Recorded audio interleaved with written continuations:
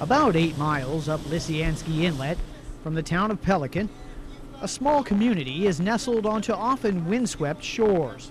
It's a place without a road, a place that clings to a simpler time gone by.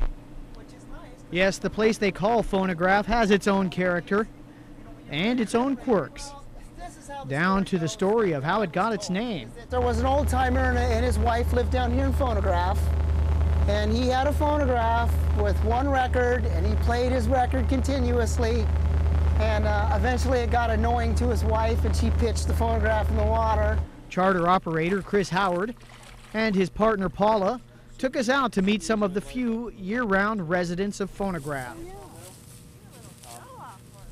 Eric and Pam Beeler bought their property a few years ago. The bears just walk right through it and mess up the whole fence.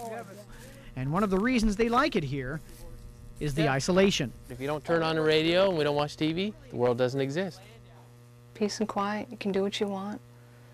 It's great being able to work at home. You're not obligated to do things for other people. Definitely no stress. No stress, but plenty of work.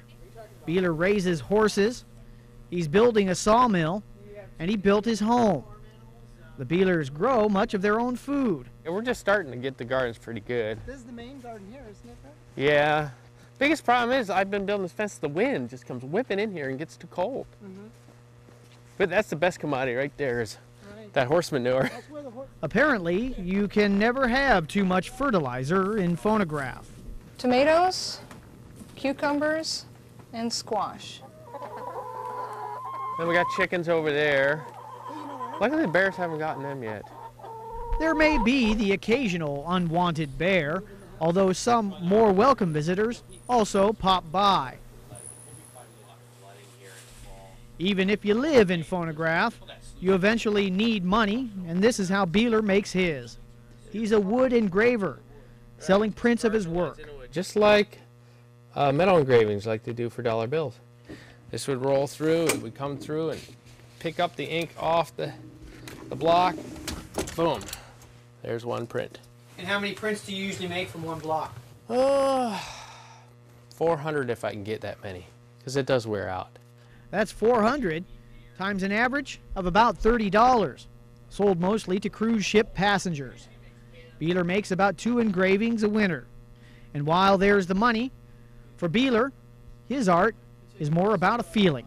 Somebody will come up here from a cruise ship and they spend all their time to come up and they'll buy one of my pictures, and then they'll go home and they'll come back years later and they had it by their computer and say whenever they feel stressed to look at this picture and they'll just feel the peace. And that means more to me than the money.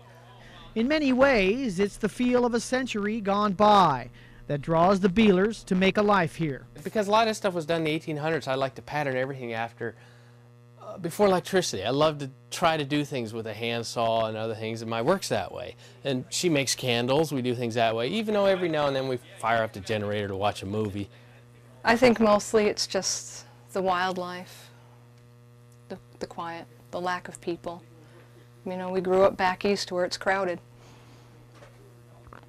And we're just hermits at heart. I guess if we were born a long time ago, we'd probably be hermits living in a cave somewhere.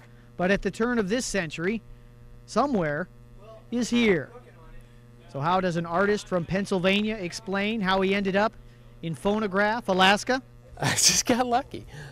In Phonograph, Kirk Chason. Inside Alaska.